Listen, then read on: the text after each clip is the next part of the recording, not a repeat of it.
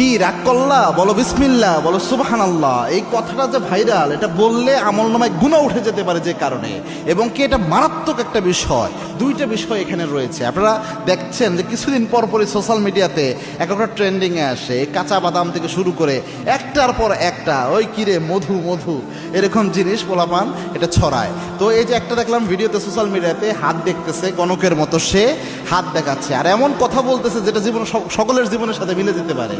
আর দেখার পরে বলতেছে যে ঠিক কি না, ওই ছেলে বলতেছে ঠিক। কি রাগ করলা, কয় না, কয় বলো বিসমিল্লাহ, বলো সুবহানাল্লাহ। এখানে প্রথম যে বিষয়টা হয়, রসুলের একটা হাদিস জানেন, আল্লাহর হাবিব সাল্লাল্লাহু আলাইহি ওয়াসাল্লাম জানিয়েছেন, আবু হুরায়রার বর্ণনা, মান আতা কাহিনান, কোনো ব্যক্তি যদি গণকের কাছে যায়, গণকের কাছে যে হাত দেখায়, আল্লাহর হাবিব জানিয়েছেন যাওয়ার সাথে সাথে 40 দিনের আমল বাতিল হয়।